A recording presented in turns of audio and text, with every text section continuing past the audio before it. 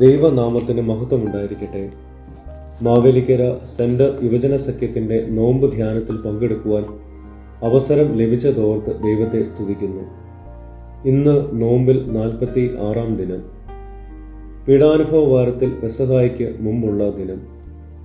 ഇന്നത്തെ ചിന്തയ്ക്കായി വിശുദ്ധ മത്തായി എഴുതിയ സുവിശേഷം 25-ാം അധ്യായം 14 മുതൽ 46 വരെയുള്ള വാക്യങ്ങളാണ് തിരഞ്ഞെടുത്തിരിക്കുന്നത്. താലന്തുകളുടെ ഉപമ, ന്യായവിധി തുടങ്ങിയവയെക്കുറിച്ചെല്ലാം പ്രതിപാദിക്കുന്ന ഭാഗമാണിത്. 14 മുതൽ 30 വരെയുള്ള ഭാഗങ്ങൾ താലന്തുകളുടെ ഉപമയാണ്. യജമാനൻ 3 ദാസന്മാരെ താലന്തുകൾ ഏൽപ്പിക്കുകയാണ്. ഒന്നാമത്തവന് 5, രണ്ടാമത്തവന് 2, മൂന്നാമത്തവന് 1 എന്നിങ്ങനെ ഏൽപ്പിക്കുന്നു.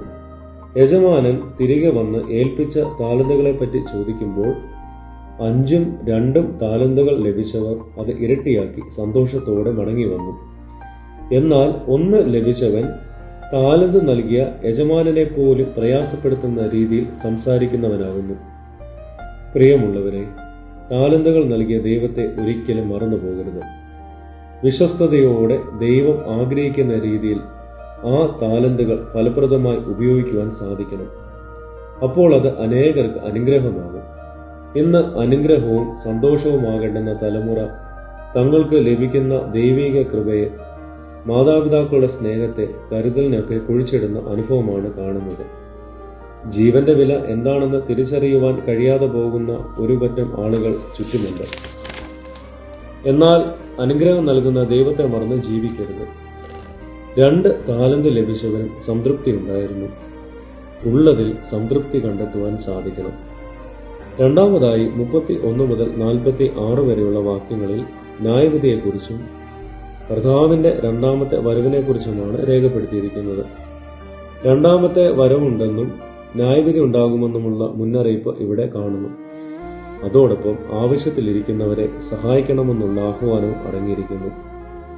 വിശന്നും ദാഹിച്ചും നഗ്നരായും തടവിലായും ഇരിക്കുന്നവരെ സഹായിക്കണമെന്നുള്ള വാക്കുകൾ നമ്മെ ഓർമ്മപ്പെടുത്തുന്നത് ഈ ചെയ്യുന്നതെല്ലാം കർത്താവിന് വേണ്ടിയാണ് എന്നാണ്.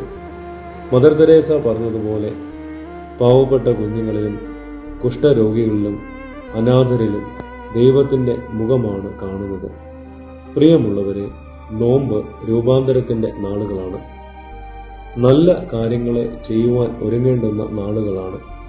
അതോടൊപ്പം നമ്മുടെ ജീവിതം തൻ്റെ വിലയേറിയ രക്തത്താൽ വിലയ്ക്ക് വാങ്ങിയതാണെന്ന ഓർമ്മപ്പെടുത്തലിൻ്റെ നാളുകളാണ്.